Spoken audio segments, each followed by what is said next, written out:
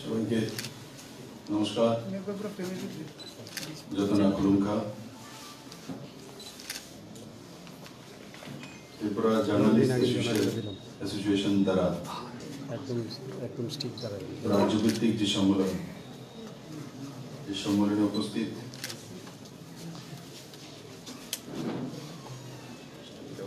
Shrimati Sabina Indrajit, secretary general all India journalist union,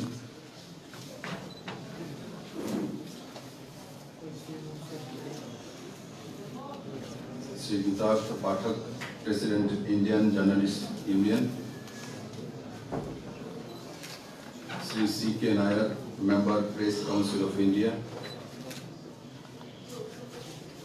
Shri Pranav Sharma, secretary Tripura journalist association union, Shri Sajjad Ali, president Tripura journalist union,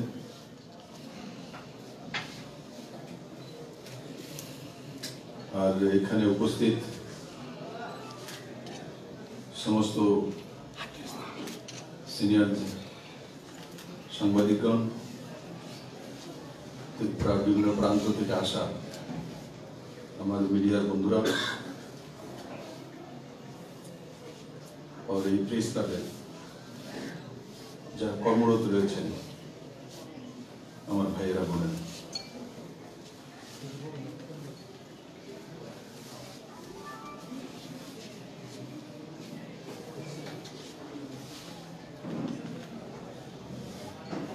good governance और good journalism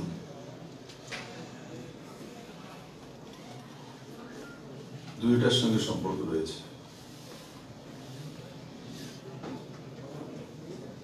good governance যদি আমার কাছ থেকে আশা করে, তো আমি আশা করি গুড জার্নালিজম, যেটা সাবিনাজি বলে। স্বাভাবিক যারা এখানে সাংবাদিকতা করেন ওনারাও ত্রিপুরার নাগরিক, ওনারাও আমার ভোটার, হয়তো আমাকে আমার পার্টিকে ভোট নাও দিতে পারে, কিন্তু ভারতীয় ভোটার। ডেমোক্রেসিতে ভোট সে যাকে খুশি তাকে দিতে পারে, সে অধিকার ভারতে রয়েছে। আমি গর্ব করি ভারতবর্ষের এই গণতান্ত্রিক পদ্ধতি নিয়ে।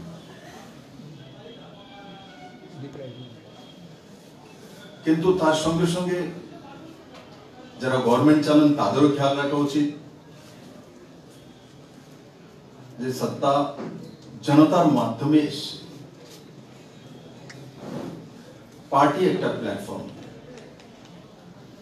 কিন্তু আসল শক্তি পাবলিক। ও যারা আমরা জার্নালিজমে আছি তাদেরও মূল শক্তি জনতা। যদি ভাবি যে আমার চ্যানেল যা বলবে তাই জনতা মানবে, বা আমার मीडिया जा बोलबे ताई जनता मानबे, ऐसा नहीं है। और साथ ही साथ हम लोग जो पॉलिटिक्स में है और जनता के द्वारा चुना हुआ व्यक्ति, उनके रिस्पांसिबिलिटी तो बहुत ज्यादा होती है, क्योंकि इनको किसी पत्रकार ने भी वोट किया है। किसी पत्रकार का हाउस बनाते समय मेरा कोई योगदान नहीं है, किंतु मैं जहां पहुंचा हूं उसमें किसी पत्रकार का भी योगदान है, मेरे ऊपर उनका भी रिस्पांसिबिलिटी है। तो इसलिए और भी सावधानी से जो लोग चुना हुआ व्यक्ति, पंचायत के मेंबर हो, ग्राम पंचायत की और बड़े पंचायत, लोकसभा राज्यसभा का मेंबर हो, और देश के प्रधानमंत्री हो, देश के मुख्यमंत्री हो, राज्य के मुख्यमंत्री हो, हम सभी लोगों को इस बात को ध्यान से एहसास रखना चाहिए। और साथ ही साथ हम लोगों को भी, जो इस हाउस में हम लोग बैठे हैं सब लोग, क्योंकि हम लोग किसी न किसी मीडिया के साथ जुड़े हुए हैं। तो मुझसे आप गुड गवर्नेंस चाहते हो तो हम आपसे अच्छे जर्नलिज्म मांगते हैं। मैं भी कभी कभी बोलता हूं, जो ये न्यूज लिखते समय कोई पूछ तो लिया करे ये डेटा सही है क्या नहीं। ठीक है, आपसे मिल गया ये डेटा, ये आप एक बार उस डिपार्टमेंट के किसी अधिकारी को पूछ लिया करें, और वो जवाब नहीं दे वो भी लिख दे। मैंने उनको फोन किया तो उन्होंने फोन पिकअप नहीं किया, तो लोगों को समझ में आ जाएगा जो ये स्पष्टता के साथ लिखा है। उन्होंने कोशिश किया था, उनके पास जो खबर है लिखा है, किंतु उन्होंने उनको इसका क्रॉस चेक करने के लिए उनसे टेलीफोन से वार्तालाप करने की कोशिश की। ये दिख रहा है, और हर जगह पे आपको पूछने का जरूरत होती है ऐसा नहीं है। बहुत कुछ संपादक आप पूछ के क्यों बनाएंगे, आप कलेक्शन करके उस तरीके से तैयार करेंगे। किंतु पब्लिक जिसके साथ आम जनता का संपर्क है उसमें गलत फीडिंग चला गया तो हमारे से ज्यादा नुकसान पब्लिक का हुआ। पब्लिक मेरा भी है, आपका भी है, क्योंकि हम लोग दोनों ही पब्लिक के द्वारा ही हमारा दाल रोटी चलती है। असली बात तो वहां है, क्योंकि हमको भी मुख्यमंत्री के नाते सरकार पैसा देती है, सुविधा देती है, और हमारे हाउस भी चलते हैं। लोग जब पेपर पढ़ता है तभी ना चलता है, लोग जब मेरा न्यूज चैनल देगा तभी ना टीआरपी में हमको ऐड आएगी। मैं किसी के ऊपर आरोप प्रत्यारोप नहीं कर रहा हूं, क्योंकि आरोप प्रत्यारोप करेंगे तो हम दोनों के ऊपर ही गिरेगा और किसी के ऊपर नहीं गिरने वाले हैं। इसीलिए मैंने जो स्टार्ट किया गुड गवर्नेंस में देना चाहता हूं, तो गुड गवर्नेंस के अच्छे साथी आप लोग हैं। मुझे कभी कभी कुछ पत्रकार मिलता है तो बोलते हैं दादा आप जो इतना काम कर रहा हो प्रचार नहीं है, कोई बोलता नहीं है, आपके नीचे संगठन के लोग भी बोलता नहीं है। स्ट्रीट कॉर्नर में बोलना चाहिए, मिसिल करके बोलना चाहिए, जो ये हुआ, ये किया, ये किया, ये किया। मैं आज यहां कहता हूं, मैं गांव में घूमता हूं, लोगों के पास जाता हूं, लोगों को सब कुछ पता है। मैं जो पूछता हूं किसान सम्मान निधि के माध्यम से किस किस को मिला है, जरा हाथ उठाओ, तो अंधेरे में भी हाथ उठा लेता है, उसको एहसास हो जाता है। जब मैं पूछता हूं कोई कमीशन देना पड़ा क्या, नहीं। किसी लाइन में जाना पड़ा क्या, नहीं। कितना पैसा मिला, बोले 6,000 रुपीज अकाउंट में पहुंच गया, यस। तो ये जो त्रिपुरा जैसा छोटा स्टेट में जिसमें आबादी 37 लाख है और उसमें 2,32,000 गरीब किसान फैमिली के पास 6,000 रुपीज पर ईयर पहुंच जाना बहुत बड़ी बात है। आज त्रिपुरा में 1 इंच जमीन खाली नहीं रहता। आप लोग जर्नलिस्ट आप पता करो जाके, पहले क्या होती थी, क्या सोचती है। किसी के पास जमीन है, मान के चलो 10 एकड़ जमीन है,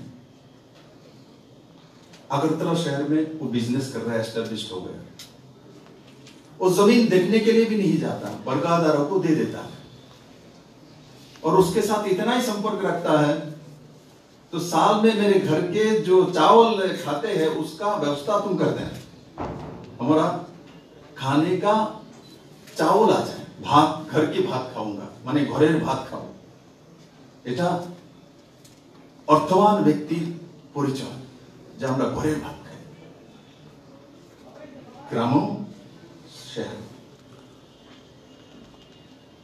সেটা আগে এই সোচটা 40 বছর যাবত डेवलप করে রাখা হচ্ছে, ঘরের ভাত খেলেই চলবে। কিন্তু मैं क्या कहता हूं, ঘরের ভাত খেলেই চলবে না। আপনার যদি 5 একর জমি আছে, 5 একর জমিরে 3 ফসল হতে হবে। যদি 3 ফসল না হয় তো ডাবলিং কম সে কম করতে হবে। আরে ঘরের ভাত খাওয়ার জন্য চাউলই লাগাতে হবে, তার মধ্যে কে বলেছে? গ্লোবালাইজেশনের জামানা, ডিजिटलाइजेशনের জামানা। त्रिपुराते धान 1 টাকা যদি लागत হয়, 1 रुपया लागत हो तो 1 रुपया 45 पैसा आती है, मैंने 45 पैसा लाभ होती है। और हमने भुट्टा लगाया, मैदे लगाया, तो उसमें 1 रुपया लागत में 2 रुपया 45 पैसा आती है। तो इस सरकार ने पहले मैंने देखा एग्रीकल्चर में हमने तय किया इतने 2.5 लाख हेक्टर में डबलिंग इनकम के लिए इतना पेड़ी लगाएंगे, मैंने धान लगाएंगे। बाद में जब मैंने देखा धान में इनकम कम होती है तो हमने बोले 50,000 हेक्टर को पहले दफे में अलग करो और उसमें भुट्टा लगाने का प्रयास करो और काली दाल, ये दोनों लगाओ। दोनों लगाने से डबल से ज्यादा पैसा आएगी। तो जिस जमीन में हम धान लगाते उसके बदले में हम भुट्टा लगाते, भुट्टा हमारा डबल से ज्यादा पैसा आएगी, हम बाजार से चावल खरीद लेंगे।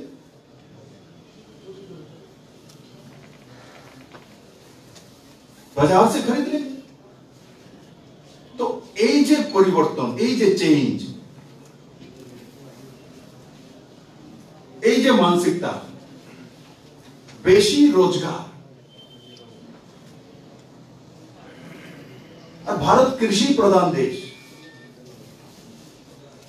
तो कृषि प्रधान देशे যে জমিতে ইনকাম বেশি কিভাবে করা সেটাই আমাদের আর্থিক মাপদণ্ড।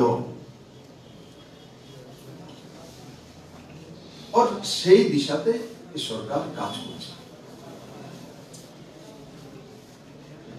আজকে আমি খুশি হই যখন কোন গ্রামে যাই, ছোট কিসানদেরকে জিজ্ঞাসা করি যে ট্রাক্টর আছে তো? হ্যাঁ দাদা, ট্রাক্টর লাগবে না। অত্যাধুনিক সে সরঞ্জাম আছে তো? হ্যাঁ হ্যাঁ আছে। আপনারও আমাকে দেখে কাউর মানে লজ্জা পাওয়ার দরকার নেই, বাস দাদা সামনে বলতে পারি না বলে দেওয়া। কারণ আমার কাছে হিসাব নিকাশ এবং ফিল্ড পর্যন্ত আছে যে ত্রিপুরাতে এই সরকার আসার পর যেভাবে কৃষি সরঞ্জাম যেটাই আমাদের কাছে আধুনিকতম রয়েছে আমরা সেটা অন্তিম ব্যক্তি পর্যন্ত পৌঁছে দেওয়ার চেষ্টা করেছি, না পৌঁছে দিয়েছি 100%।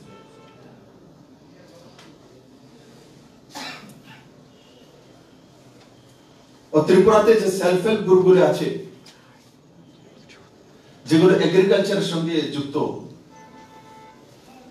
2017 পর্যন্ত 1100 সেলফ হেল্প গ্রুপ অ্যাক্টিভ ছিল আর 11 কোটি টাকা লাগত ছিল তার মধ্যে। আজকের দিনে 5600 সেলফ হেল্প গ্রুপ আছে আরডি রুরাল ডেভেলপমেন্ট টিআরআর এর মাধ্যমে। তার মধ্যে 82 কোটি টাকা ইনভেস্ট হয়েছে, 82 crore। কোথায় 11 কোটি, কোথায় 82 crore। ग्रामीण इकोनॉमी इतना बड़ा पेंडेमिक है, त्रिपुरा से कोई भी एक भी व्यक्ति नहीं बोल सकते मैं बिना दाल चावल एक बेला में रहा हूं, एक भी व्यक्ति नहीं बोल सकता।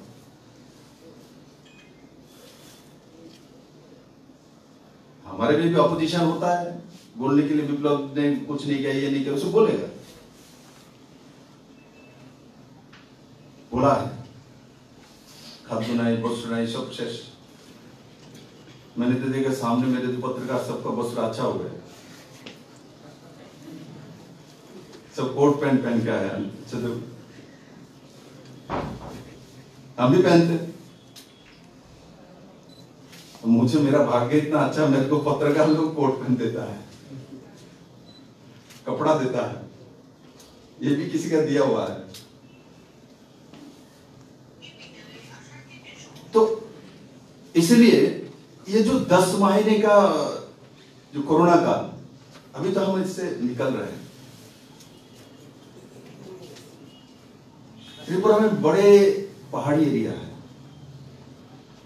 इसमें मैं पत्रकार लोगों का भी बोलूंगा, आप लोगों को बहुत बहुत धन्यवाद, আপনাদেরকে অনেক অনেক ধন্যবাদ যে আপনারাও জীবনে ঝুঁকি নিয়ে সংবাদ পরিবেশন করা, পৌঁছে যাওয়া। আমি যখন যেতাম সেন্টারগুলো বাইরে থেকে যারা, সেখানে ত্রিপুরাতে প্রথম নর্থ ইস্টে কোনো জায়গাতেই করোনার প্রকোপ ছিল না, একটি কেসও ছিল না। যখন বাইরে থেকে বাড়িতে আসা যে রাজ্যগুলো থেকে 40,000-এর কাছে ত্রিপুরাতে এসে, ওই সময় সবাই আসার পর গভর্নমেন্ট বিভিন্ন স্কুলে বিভিন্ন জায়গাতে সেন্টার তৈরি করেছে, কোয়ারেন্টাইন সেন্টার, সেখানে 14 দিন থাকা, 14 ডেজ।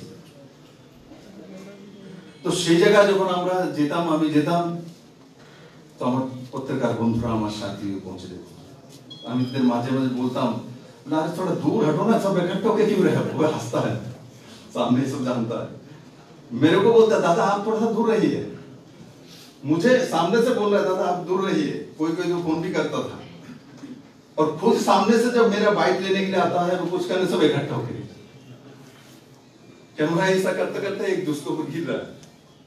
तो मैंने प्रणव जी ने मुझे बोला, दादा हमारे जर्नलिस्ट को एक बार एक स्पेशल करके आप उसको टेस्टिंग करा लीजिए ना। तो हमने स्पेशली बोल के इनके तुरंत वो कराया, किंतु मुझे एक भी नहीं मिली पॉजिटिव पहले दफा में। ये बहुत अच्छी बात है। तो साथ ही साथ मैं कहता हूं, जो इस पेंडेमिक के समय मैंने सभी लोगों को साथ मिला।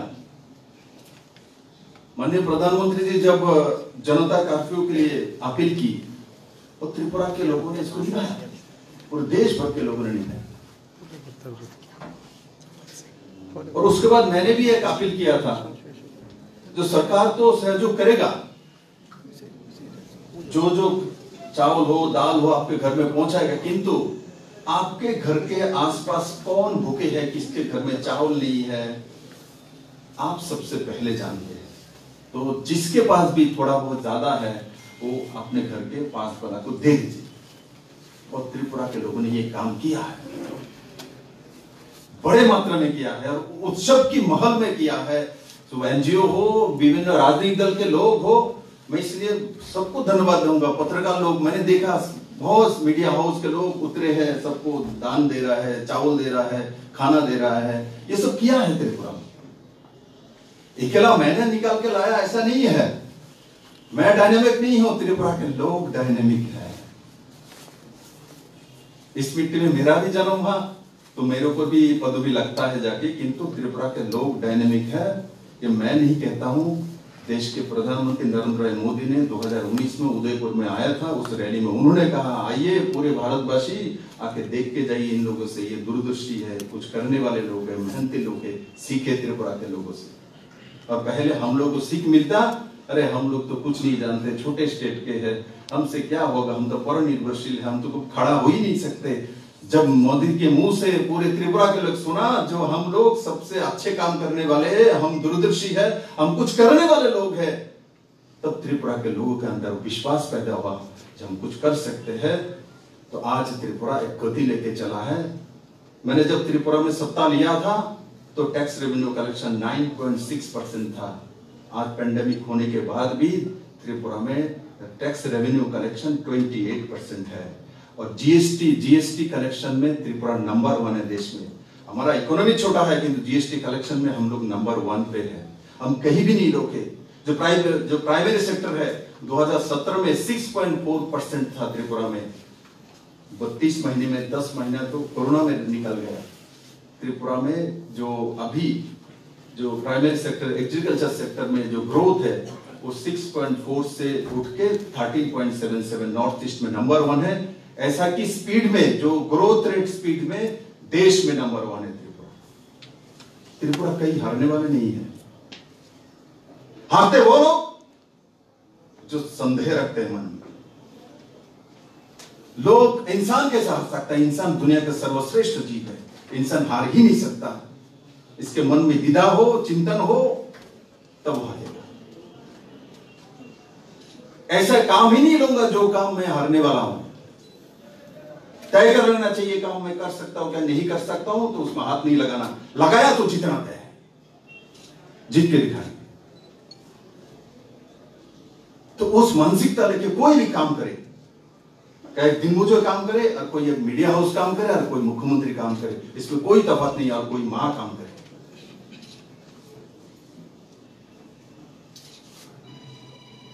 जुनून होना चाहिए काम में। और पत्रकारिता था वो एक इसमें तो जुनून ऐसे पैदा होता है और सभी समय मन को एक ऊर्जा मिलता है कि हर समय नया कुछ मिलता है।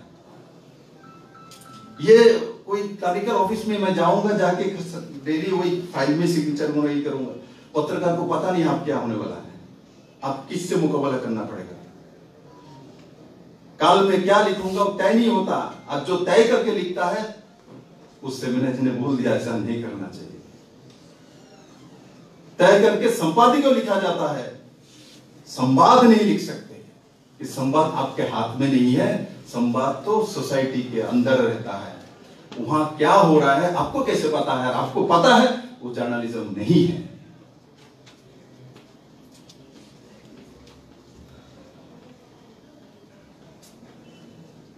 इसलिए आज हर दिशा में, मेरा राज्य है, मैं मुख्यमंत्री हूं, मैं इसलिए नहीं कह रहा हूं। एक राज्य को उठने के लिए पैरामीटर देखना चाहिए। मैं बोलूंगा उठ रहा हूं, चल रहा हूं, मैं मॉडल बना दूंगा। लोग बेवकूफ नहीं है, लोग देखते हैं मॉडल कैसे बनाएगा, इसका पैरामीटर क्या है। पहले भी रास्ता था, अभी भी रास्ता है, तो उसमें विप्लव ने नया कुछ कर लिया, क्या कर लिया? इस सरकार ने नया क्या दिखाया? इस सरकार ने दिखाया ना नया कुछ। पहले एक व्यक्ति को जानते थे यहाँ के, आज बाम्बू बोतल को जानता है। बाम्बू तो पहले भी थे, आज बाम्बू बोतल को जानता है। इंटरनेशनल मार्केट में, दुबई में जानते हैं, 3-3 हजार रुपया में एक बांस का बोतल बिकता है, जिसके लागत कुल मिला के 100-150 रुपया नहीं होता। इतना हाई मार्केट है। मैंने उस दिन टीआरपीसी के शिल्प मेला में गया, पूछा अलग अलग बम्बू बोतल, आप देखिएगा, आप लोग जाके एक बार। अच्छा, हाँ, तो सिर्फ आपको नहीं, जेपी नड्डा जी ने 140 अलग अलग फॉरेन डेलीगेट्स आए हैं, तो उन्होंने बाम्बू बोतल देखा। जो मेरे पास फोन आया, जो मुझे बाम्बू बोतल चाहिए जिसके अंदर तांबे का वो है, तो मैंने भेजा 140, सबको वो दिया। तो आज त्रिपुरा के बाम्बू बोतल के लिए त्रिपुरा को जानता है। मैं ये नहीं चाहता अरे मुख्यमंत्री बन गया तो सब जान ही जाएगा, इसमें क्या है, वो तो इतिहास में लिख लिया, हो गया। किंतु त्रिपुरा के लोगों को जाने, जो प्रधानमंत्री कहता है, पब्लिक को जाने बाम्बू बोतल बनाने वाले कौन है। हमने वही टैब्लो निकाल दिया तो नंबर 2 में त्रिपुरा आ गया। 26 जनवरी में जो हमारा टैब्लो जो से बाम्बू के ऊपर था, वो स्वनिर्भर त्रिपुरा का, आत्मनिर्भर त्रिपुरा का रूप था वहां। और मैंने शिल्प मेला के समय भी जब मैं कमेटी लेकर बैठा था, हम बोले भाई तुम्हारा थीम क्या है शिल्प मेला का? तो बोले शिल्प मेला कराएंगे। हम बोले भाई ऐसा नहीं, कोई थीम होना चाहिए, किसको पर करोगे, किसको प्रमोट करोगे? तो बोले सर क्या करना? हम लोग बाम्बू के ऊपर प्रोट लगाओ। और टैब्लो के समय भी मेरे पास आया तो हमने बोले ठीक करो, बोले ये हम लोग बिल्कुल नहीं, बाम्बू के ऊपर करो। क्योंकि बाम्बू के कारण से इसके साथ और भी जो प्रोडक्शन है, कुल मिला के लगभग 1 से 1.25 लाख करोड़ रुपया भारत से बाहर चली जाती है। माननीय प्रधानमंत्री जी ने ये बोला है, बोलो मुझे वो रुकना है और यही पैदा करना है, और विशेष करके ये ज्यादा रुक सकता है नॉर्थ ईस्ट के राज्य। और नॉर्थ ईस्ट के राज्य एक समय 1947 के पहले हमारी जो इकोनॉमिक ग्रोथ था 23% जीएसटी, बाद में 0 हो गया। किस लिए? क्योंकि चिटागांग बंदरगाह जो है वो विशेष तो बनाया ही था नॉर्थ ईस्ट के लिए, किंतु जब देश विभाजन हो गया, पाकिस्तान के पास चला गया, हमारे नॉर्थ ईस्ट के लिए वाटर है उसका रोड बंद हो गया। आज इतने साल बाद जाके मोदी जी और हसीना जी के हस्ताक्षर में जाके एसओपी साइन हुई और त्रिपुरा के लिए खुल रहा है नॉर्थ ईस्ट का वाटर, उसका दरवाजा खुल रहा है, समंदर जो पोर्ट है वो खुलने वाले हैं, एसओपी हो चुकी है। और इसलिए मैं कहता हूं त्रिपुरा को कोई शक्ति नहीं है जो समृद्धि से रुक सकता है, क्योंकि सिर्फ 70 किलोमीटर दूर में हमारा त्रिपुरा बड़ा रहे वहां से, और उसका भी मैत्री सेतु से लेकर सब हम कर चुके हैं। वहां साबरूम में हमने special economic zone, logistic hub, ICP, railway word सब कुछ कर चुके, सब तैयार बैठे हुए। कम से कम 2-4 साल के अंदर 2.5 लाख लोगों का रोजगार होगा वहां। है त्रिपुरा कितना है? कितने लोगों को रोजगार चाहिए? हमने इलेक्शन के पहले बोला था हर घर में रोजगार देंगे, उसी दिशा में काम कर रहे हैं।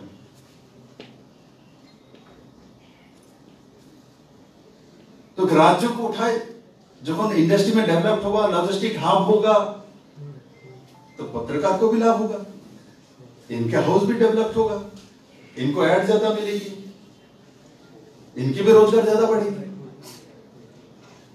तो उस दिशा में सरकार काम कर रही है। और पुराने सरकार, पुराने सिस्टम और आज के में अंतर क्या है, डिफरेंसेस की?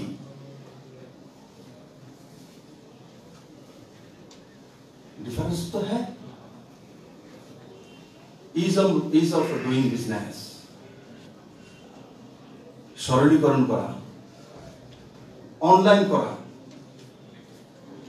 पूर्व नॉर्थ ईस्ट कोनो राज्य का नहीं, हमारे पास 14 डिपार्टमेंट ऑनलाइन हो चुकी है, 60 सर्विसेज ऑनलाइन हो चुकी है। ईपीडीएस सिस्टम, जो रेशनिंग सिस्टम भारत में नंबर 1 में त्रिपुरा है, online rationing system, 1 card 1 nation एकमात्र त्रिपुरा में है नॉर्थ ईस्ट में, और किसी के पास नहीं। ये सब जोड़ता है आम पब्लिक के साथ। दाल भात की बात बोलते हैं हमारे पत्रकार बंधुरा, 2017 ডালের মুসুর ডাল আমরা বেশি খাইতে পুরান মানুষ। মুসুর ডালের কিলো কত ছিল খেয়াল আছে সঞ্জয় বাবু? 2017 130 টাকা। যেমন আপনি ডাল কিনেন না, মাছ মাংস বেশি, दाल नहीं खाता, दाल में ज्यादा ताकत है दादा, चाहे दाल रोटी और चावल, ডাল চাল গরিবের পা। এই সরকার তার মধ্যে নজর রেখেছে। তার জন্য এই সরকার আসার পরেই যাত্রা করে ইপিডিএস সিস্টেমের পেছনে আমি লেগেছিলাম। বিধানসভাতে আমার পত্রিকার বন্ধুরা খেয়াল আছে, অপোজিশন লোকেরা বলতো ইপিডিএস সিস্টেম এটা কোন লাগু করছে, এতে তো গরিবের হাতের মধ্যে পুরান দিয়ে कुरुले दिए काम करेगा, उस जगह लकड़ी काटेगा तो इनके निशान मिट जाता है, तो ईपीडीएस सिस्टम में तो उनको मिलेगा नहीं, उनका रेटिना नहीं मिलेगा, उनका आंख नहीं मिलेगा, उनका हाथ नहीं मिलेगा। हमने बोला जो आधार कार्ड है हमारे पास 100% आधार कार्ड है, आधार कार्ड से मिल जाएगी। वास्तव में ये क्यों नहीं करने दे रहा था? क्योंकि जब ईपीडीएस सिस्टम किया तो 62,000 भुआ रेशन कार्ड निकला, 62,000 इसमें फेक रेशन कार्ड। इससे सरकार को 62 करोड़ का लाभ हुई, जो कि कहां जाते थे, कौन खाते थे, कौन रेशन मिलता, इसका हिसाब नहीं थी। ये जो डिजिटाइजेशन करने के बाद, ऑनलाइन करने के बाद क्या लाभ होती? अरे जीएसटी भी बढ़ाता है डिजिटाइजेशन, टैक्स बढ़ाता है, आज जो आप टैक्स दे रहे हो बढ़ गया सर, मैंने कोई नया टैक्स नहीं लगाया त्रिपुरा में, आप लोग जानते हैं ऐसा कोई नया टैक्स नहीं लगाया सर, ट्रांसपेरेंट किया। हमने एक बड़ा सेक्टर हमारे एक्साइज से आता है, हमने उस टेंडरिंग व्यवस्था के ट्रांसपेरेंट किया, जहां 40 करोड़ रुपए हमको मिलता था आज 90 करोड़ मिलता है, डबल से ज्यादा। वो पैसा मैं लेके थोड़ी जाऊंगा, वो पैसा मैं किसी प्रोग्राम में डालता हूं पब्लिक के लिए। तो इसीलिए जो दाल चाल के बारे में बोल रहा था, इस सरकार को आम आदमी, अंतिम व्यक्ति, अंत्योदय व्यक्ति के प्रति ख्याल है। आप लोग अभी एहसास करिए, दाल अभी भी त्रिपुरा में 130 रुपए नहीं हुआ, आज भी मसूर दाल 90 रुपया है, 50 रुपया है। इस सरकार ने 50 रुपया कम करके रख दिया, जो त्रिपुरा के इतिहास में रिकॉर्ड है। चावल का भी रेट नहीं बढ़ा, जो मोटा चावल हम लोग आम आदमी खाते हैं उसका रेट नहीं बढ़ी। जैसे दाल चावल का नीचे रेट नहीं बढ़ा, गरीब के लिए भी ख्याल है। दूसरे तरफ जिसके पास पैसा है, जो कलकत्ता में फ्लैट खरीदने वाले थे, मुंबई में, दिल्ली में जाके पॉश एरिया में फ्लैट खरीदता है, उसके लिए भी सरकार ने अगरतला में फ्लैट बनाना शुरू कर दिया है और 2500 फ्लैट बनेगी। 15 मंजिला 16 मंजिला बिल्डिंग त्रिपुरा में खड़े होगी, आईटी हब हो रहा है, उस दिशा में सरकार काम कर रही है। 3 साल बाद मैंने सविना जी को बोला, 3 साल बाद आके त्रिपुरा को देख लीजिए, त्रिपुरा कहां खड़ा होगी। एक समय हाउसिंग बोर्ड बिल्डिंग अपने लागत से, सरकार लागत से बिल्डिंग उठाती थी, ये आईएलएस हॉस्पिटल के पीछे, आज तक बहुत फ्लैट बिकी नहीं। मैंने भी जब हाउसिंग बोर्ड को बोला तुम लोग भी एक फ्लैट बनाओ, तो मेरे पास एक फाइल भेजा, सर फाइनेंस से 50 करोड़ रुपए दीजिए, हम इसी को लगा के शुरू कर देते हैं। हमने बोला किसने बुद्धि दी आपको, कहां से बुद्धि हैरात में लेते हो। एक पहले बनाया, आज तक बेच नहीं पाया 15 साल में, आप लोगों को समझ में नहीं आता। आप पहले पब्लिक के पास जाओ, जमीन है प्राइम लोकेशन में, एडवर्टाइजमेंट करो, बुकिंग लो, जब बुकिंग आएगी इनके पैसे से इनको बना के दे देंगे, हम जमीन का पैसा हम कम लेंगे।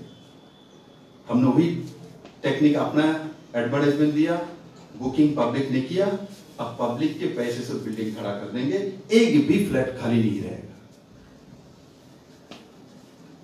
सरकार को बिजनेस करना भी आना चाहिए, चीफ मिनिस्टर को सीईओ के नाते भी काम करना पड़ता है। आप लॉस करा दिया, मतलब पीडब्ल्यूडी का लॉस नहीं हुआ, पब्लिक का लॉस हुआ, क्योंकि पैसा जनता का है। असली बात वहां है। आज त्रिपुरा में एक समय ये था, जितने भी पब्लिक सेक्टर होगा गवर्नमेंट की, सब लॉस में जाना, ये तो कुंडली में लिखे रखते था। आज मैं गर्व करके बोलता हूं, मेरे पब्लिक सेक्टर, बहुत सारी पब्लिक सेक्टर प्रॉफिट में आ गया। पहले ये सेक्टर होती थी, आज टीआरटीसी प्रॉफिट में आ रहा है, अब त्रिपुरा टी कॉर्पोरेशन प्रॉफिट में आ गया है। टीआईडीसी पहले भी था, अब और भी ज्यादा बढ़ गया है। अब मार्केट प्रॉफिट में आ रहा है, हैंडलूम कॉर्पोरेशन प्रॉफिट में आ रहा है, त्रिपुरा टूरिज्म कॉर्पोरेशन प्रॉफिट में आ गया है। मैं कितना नाम बोलूं, जितने बड़े बड़े खादी ग्रामोद्योग प्रॉफिट में आ गया।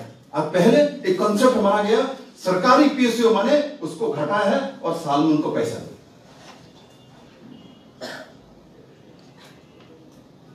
পরিবর্তন হয়েছে ত্রিপুরাতে, তার জন্য আমি দাল চাল থেকে শুরু করলাম, ইপিডিএস থেকে শুরু করলাম, ইন্ডাস্ট্রিয়াল ডেভেলপমেন্ট তুলে ধরলাম।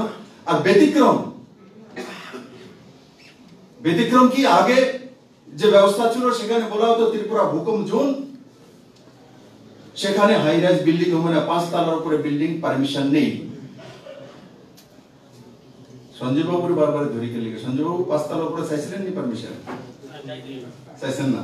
আচ্ছা, এখনো বাচ্চাদের জানেননি আপনি। पहले त्रिपुरा नॉर्थ ईस्ट भूकंप जोन इसलिए पॉलिसी बना कर रख दिया था, 5 मंजिला के ऊपर बिल्डिंग नहीं उठ सकता।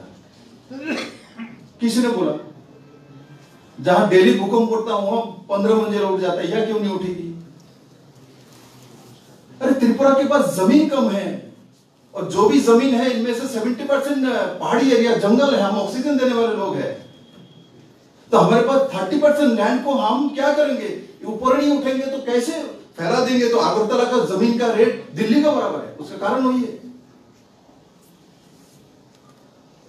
आज इस सरकार ने वही पीडब्ल्यूडी, वही हाउसिंग बोर्ड 15 मंजिला बिल्डिंग बनाने के लिए टेंडर दे चुके, बनाएगा क्या होगी? कहां 5 मंजिला में रुका तो नहीं, 15 मंजिला क्या 20 मंजिला तक उठाएंगे। और साथ ही साथ माननीय प्रधानमंत्री जी ने जो 6 राज्यों को लाइट हाउस प्रोजेक्ट दिया, जो कि गरीब लोगों के लिए सब्सिडाइज्ड है, केंद्र एवं राज्य सरकार की सब्सिडाइज्ड स्कीम्स में बनी हुई गरीब के लिए। नॉर्थ ईस्ट में एकला त्रिपुरा, लौती राज्य त्रिपुरा को मिला है वो उपहार। ये रामनगर में, अगरतला में तैयार हो रहा है। 1000 फ्लैट एक जगह में 6 टावर में बनेगी, 7 टावर में 6 मंजिला सब, और उसमें 1000 फ्लैट रहेगी। और 1000 फ्लैट कितने दिन में तैयार होगा? कितने दिन में? 1 साल में। आज से 2 साल 2 বছর আগে কোনদিন কল্পনা করেছিলেন যে 1000 ফ্ল্যাট 1 বছরে 12 মাসে তৈরি হতে পারে ত্রিপুরাতে? কোন পত্রকার আমাকে বলুন তো, এখানে এডিটর লোক আছেন,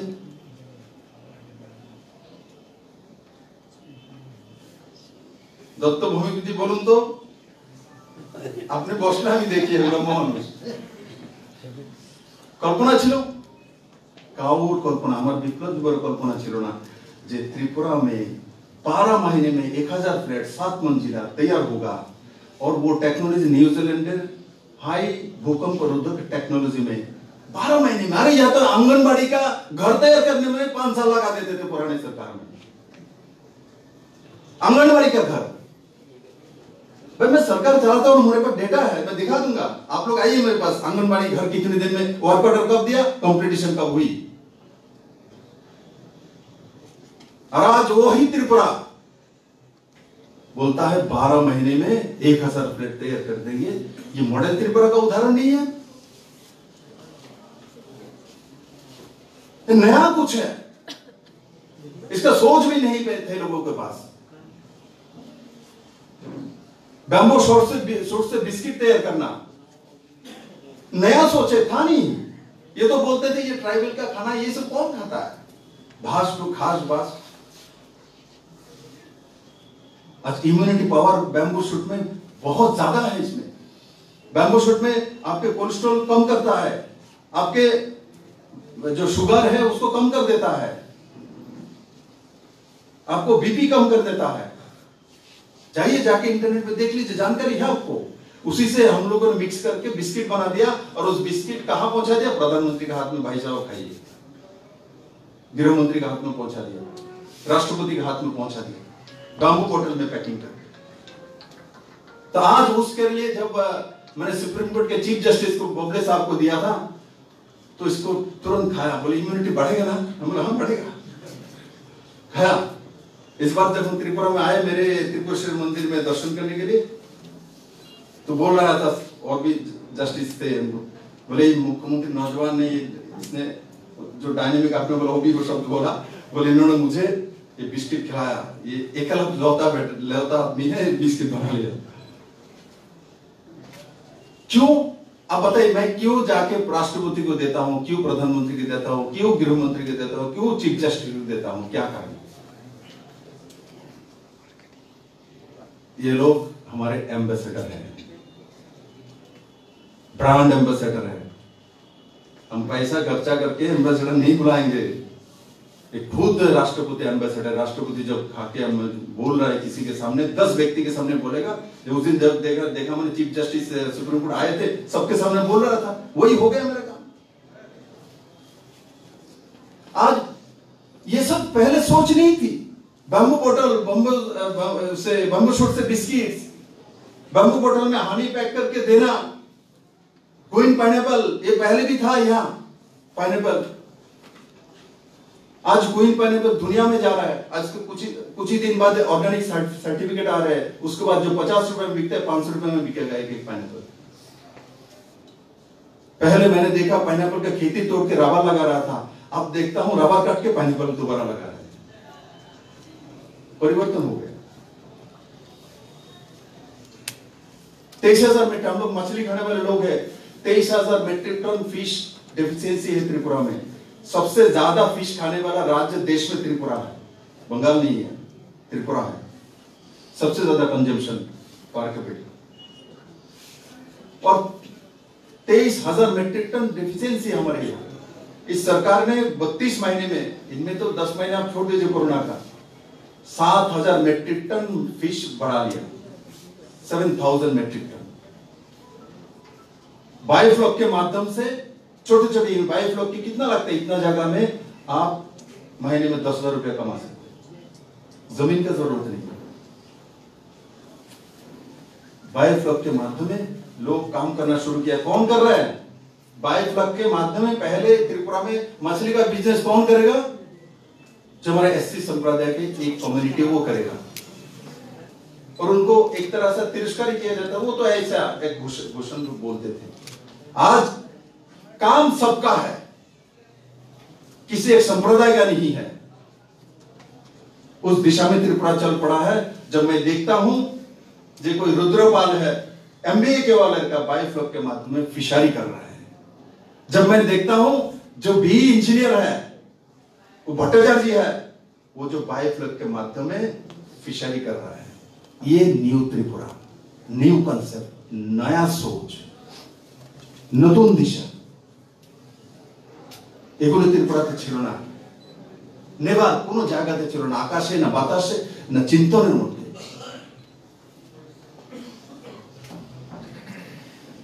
বন্ধুরা, আমি শুরু করেছিলাম গুড গভর্নেন্স और गुड जर्नलिज्म। बोले दादा आपने तेलंगा पूरा दुनिया से,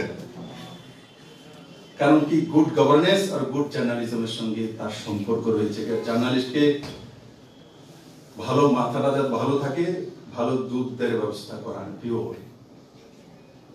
তাও করেছি। প্রথমে मैंने पहले सोचा एक स्कीम लाया था, 5,000 महिला को 10,000 गाय देंगे। इतना प्रॉब्लम हो रहा था क्योंकि गाय लाने के लिए मुझे हरियाणा उस तरफ जाना पड़ता। रास्ते में विश्व परिषद रुकता है, उसमें स्टेट गवर्नमेंट की इस यूनिट रुकता है, उसमें वो रुकता है, इसमें ये रुकता है। कहाँ लेके जा रहा हूँ, कैसा आया, कहाँ से आया। मैंने बहुत जगह में असम सीएम को फोन करना पड़ा है, कभी मेघालय सीएम को फोन करना पड़ता है, ये किसका है, कैसे जाएगा, कहाँ से एनओसी मिली। तो मैंने अमूल वालों को बुलाया है और बुला के उनके साथ बैठा। तो बताइए मेरे दूध में, मिल्क में स्वयं सुपूर्ण करना है, क्या रास्ता है। तो उन्होंने बोला हमने गुजरात में प्रयोग किया था, क्या सेक्स शॉर्टेड सीमेंट है, जो कि अमेरिकन एक इंजेक्शन है, जिसको इंजेक्ट करने के बाद जो गाय 96% फीमेल ब्रीड देता है। तो हमने त्रिपुरा में अभी शुरू कर दिया है, और अगले 3 साल के अंदर 3,20,000 इंजेक्ट करेंगे। और त्रिपुरा के जो हमारे 23 क्लस्टर में हमने लिया, वहां दूध इतने बड़े मात्रा में होगा। आज जो 60 रुपए करके लीटर आप लोग लेते हो, आप लिख लो, आज 3 साल बाद आपको 30 रुपए लीटर मिलेगी, क्योंकि दूध मात्रा इतना ज्यादा हो जाएगा। तो आपको अच्छे दूध मिलेगा, और गाय के अच्छे दूध 1 लीटर पिएंगे तो अच्छा लिखेंगे, दिमाग भी बढ़ेगा। तो इसलिए दूधের ব্যবস্থা, মাছের ব্যবস্থা, ডাল চালের ব্যবস্থা, ইপিডি সিস্টেম মাধ্যমে করা, ট্রান্সপারেন্সি লানা, আর সঙ্গে সঙ্গে industrial development, GDP growth, agriculture growth, transportation, সেটা রেলওয়ে হোক, সড়ক মার্গ হোক আর রেলওয়ে মার্গ হোক, ওয়াটারওয়েজ, এই সবগুলো নতুন করে ত্রিপুরাতে জোড়া হয়েছে। এই গুড গভর্নেন্স, গুড জার্নালিজমের সঙ্গে তার উপরে যদি কোনো কিছু আছে, সেটা হচ্ছে ওয়ার্ক কালচার। মূল কথা হচ্ছে ওয়ার্ক কালচার। সারা দিন কাজ করি, যে যেখানে প্রফেশনে রয়েছেন, এই হাউস থেকে যাওয়ার সময় সিদ্ধান্ত করেন আমি যেখানে যাব, যেখানে বলবো সারা দিন কাজ করব, বাস প্রশস্তি নিশ্চিত আসবে। আমিও এই মন্ত্রে বিশ্বাস করি। এই একটা মন্ত্র যে কোনো রাজ্যকে কোনো রাষ্ট্রকে এস্টাবলিশ করা, দাঁড়ানো, কাজ করা, যেটাই আছে না বসে থাকা। কাজ করলে শরীরও ভালো থাকবে, মন ভালো থাকবে। আর যদি কাজ না করি বসে থাকি তো অলস মস্তিষ্ক শয়তানের বাসা। আমি বলি কাহাবত সত্য, কিছু না কিছু তো পারি। মানুষ দুনিয়ার সর্বশ্রেষ্ঠ জীব, তো সর্বশ্রেষ্ঠ জীব যদি কাজ না করে বসে থাকে তো চিন্তা করবে না, তাহলে সর্বশ্রেষ্ঠ জীব কিছু না কিছু তো ভাববে, কিছু না কিছু চিন্তা করবে। তার জন্য নিজের জন্য কাজ তৈরি করে নেওয়া। কাজ নেই তো সেবক বাবুকে জিজ্ঞাসা করে কাজ আরেকটা তৈরি করা। সেবক বাবু না হলো তো প্রণব বাবুকে ফোন করা, প্রণব বাবু না হলো দরকার আমার ঘরে ফোন করে দিন, দাদা কাম নাই বেরিয়েছেন। বিনা কাজে না বসা, রোজগার হোক না হোক, সব কাজে রোজগার হয় এমন না। আমরা অনেক কাজ করি সমাজে রোজগার ছাড়া, সব কাজে রোজগার হয় না। কাউকে আমরা সেবা করি রোজগারের জন্য নয়, মনের স্যাটিসফ্যাকশনের জন্য, আত্মবল বাড়ানোর জন্য। কাউকে যদি কোনো কিছু দেই তো ওই ব্যক্তির চাইতে আমার লাভ বেশি, নিজের আত্মবল মানে আত্মমানসিকতা বাড়ে। কারণ হাত এভাবে করা সবাই জানে, তাতে কারো আত্মবল বাড়ে না। আর হাত এভাবে দিতে পারলে যখন শেখে তখন তার মধ্যে আত্মবল বাড়ে। আমি আশা করি আপনাদের এই সম্মেলন সফল হবে। আর এখানে কিছু সিবিআই বিষয়ে কথাবার্তা হয়েছিল, ফলো আপ করি, কিন্তু মাঝখানে করোনার মাঝখানে তো কোনো অফিসার আসছিল না, মাঝখানে সিবিআই থেকে একটা টিম এসেছিল আপনারা জানেন, কিন্তু করোনার পরে আর সেটা ফলো আপ হয়নি, কারণ করোনার সবাই ব্যস্ত হেলথ সেক্টর নিয়ে। এখন সেটা আবার শুরু হয়েছে। তো আমি বলবো একবার কনসার্ন অফিসারদেরকে বলবো যে এবার আসুন ত্রিপুরা থেকে কেসগুলো তাড়াতাড়ি ব্যবস্থা করুন, কারণ সেই সমস্ত কেসগুলো সিবিআই কে দেওয়া হয়েছে। আর সিবিআই কে যদি না দেওয়া হতো তাহলে আমি নিজেই সেগুলো করে আপনাদের সামনে যেটাই সত্য সেটা চলে আসতো। কিন্তু একবার সিবিআই কে হ্যান্ড ওভার করার পর আবার সিবিআই থেকে নিয়ে আসবো, এটা হয় না, সিবিআই দিয়ে করতে হবে। আর বাকি যে বিষয়টা বললেন যে এখানে ইন্ডিয়ান জার্নালিস্ট অ্যাসোসিয়েশন এখানে আগরতলাতে কার্যক্রম হচ্ছে, সৌভাগ্য আগরতলাতে আপনারা আসবেন, কার্যক্রম করবেন, তাতে ত্রিপুরা রাজ্যের সম্বন্ধে ভারতবর্ষের প্রত্যেকটা জার্নালিস্ট একটা বাস্তব ধারণা হবে যে এটা ত্রিপুরা কি ছিল আগে, এখন কি হয়েছে, আর কি প্রচার ছিল, এখন কি প্রচার হচ্ছে, কারা সারা, কি কারণ হয়েছে, আর ত্রিপুরা কেমন। তখন গিয়ে যখন লিখবে তো ত্রিপুরা নিশ্চিত সেই বিষয়ে ত্রিপুরা মানুষ সম্বন্ধে লিখবে, ত্রিপুরার মাটি সম্বন্ধে লিখবে, ত্রিপুরার একটা যে ডাইনেস্টি আছে আমাদের ত্রিপুরার রাজ পরিবারের একটা সুন্দর ইতিহাস আছে, পজিটিভ ইতিহাস আছে। মহারাজা বিক্রম কিশোর মানিক্য ওই সময় যে আধুনিক ত্রিপুরার উপকার ছিলেন, উনি যে কাজগুলো শুরু করেছিলেন ওই কাজগুলো যদি ধারাবাহিকতার সময় কন্টিনিউশন করে যেতেন তো ত্রিপুরার সর্বশ্রেষ্ঠ রাজ্য আজ থেকে 10 বছর আগে হয়ে যেত। কারণ কি আমি লক্ষ্য করেছি মহারাজা বিক্রম কিশোর মানিক্য, সেই এমবিবি কলেজ হোক, সেই এয়ারপোর্ট হোক, ত্রিপুরা রাস্তা হোক, ত্রিপুরা রাজবাড়ির ধারে যে আমরা দেখছি এই দিঘি হোক তার আশপাশে, বাকি জায়গায় জল জমে, এখানে জল জমে না। তো এই সব টেকনোলজি ত্রিপুরাতে ছিল এবং কোয়ালিটি দেওয়া সেটাও মহারাজা বিক্রম কিশোর মানিক্যের মানসিকতা ছিল। উনি যখন স্কুল কলেজ তৈরি করেছিলেন, যে স্কুল কলেজগুলিকে ভালোভাবে চলছে না, তার মধ্যে ব্যবস্থা নেই, তো উনি সেগুলোকে রিভিউ করে বন্ধ করে দিতেন। মানে রিভিউ সিস্টেম উনি তখন লাগু করেছিলেন। একদিকে যেমন পারদর্শী স্কুল, পারদর্শী কলেজ, অন্যদিকে যেগুলো পারদর্শী নয়, সঠিক নয়, সেগুলো বন্ধ করে দেওয়া, অযথা খরচা না করা, সেই দিকে ওনার নজর ছিল।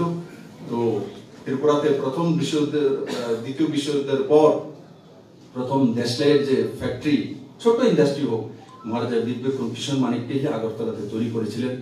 সেই ইন্ডাস্ট্রি হোক, আগরতলা এয়ারপোর্ট হোক, এমবিবি কলেজ হোক, তুলসীবতী স্কুল হোক, স্টুডেন্ট এখানে আছে, তুলসীবতী বসে আছে, তো তুলসীবতী স্কুল হোক, আর ছোট ছোট যে আমাদের স্কুলগুলো হোক, মহারাজা তৎকালীন সময় শুরু করেছিলেন এবং পারদর্শিতার সঙ্গে শুরু করেছিলেন।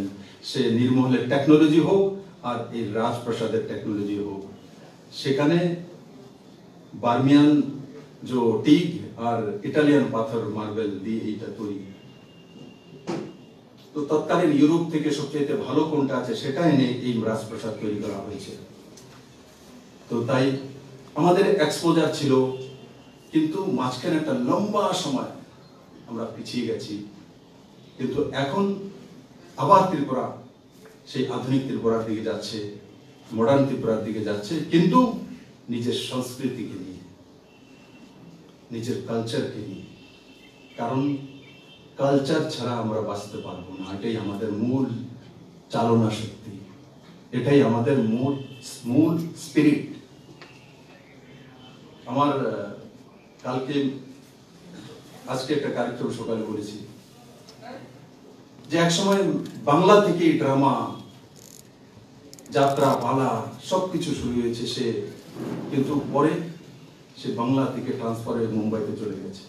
তৎকালীন সময়ে সমস্ত ডাইরেক্টর, সমস্ত লেখক, সমস্ত স্ক্রিপ্ট লেখক সব বাংলা থেকে হতো, সিঙ্গার বাংলা থেকে হতো। সে ঋষিকেশ মুখার্জি হোক, শক্তিদা হোক আর কিশোর দা হোক, এসব বাংলা থেকে। কিন্তু দুর্ভাগ্য, বাংলা তো একটা লম্বা সময় আমরা সেই কালটাকে হারিয়ে গেছি। আজকে বাংলা থেকে এত বড় একটা ইন্ডাস্ট্রি যেটা লাখো করোড় রুপিয়া দেয়, মহারাষ্ট্র সরকার কত বড় ইকোনমি, সে মুম্বাই ইন্ডাস্ট্রি, সেটা বাংলাতেই হতে পারতো, ছিল তো ওখানে।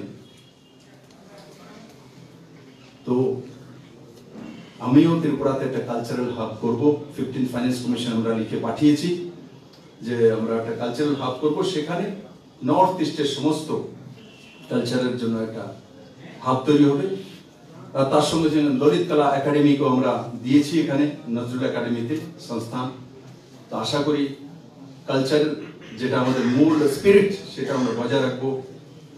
আজকের এই কার্যক্রমে আমাকে আমন্ত্রণ করার জন্য জার্নালিস্ট অ্যাসোসিয়েশনকে আমি অনেক অনেক ধন্যবাদ জানাই। আর তার সঙ্গে সঙ্গে যা যা আমরা আলোচনা করেছি সেগুলো ভুলে না যাওয়া, সেগুলোকে অ্যাড করে আগামী দিনে চলার রাস্তা তৈরি করা। আর একটাই তো মন্ত্র সবার, গুড গভর্নেন্স, গুড জার্নালিজম, আর তার উপরে সবার জন্য কাজ, ওয়ার্ক কাজ। সবাইকে অনেক অনেক ধন্যবাদ। জয় হিন্দ। ধন্যবাদ।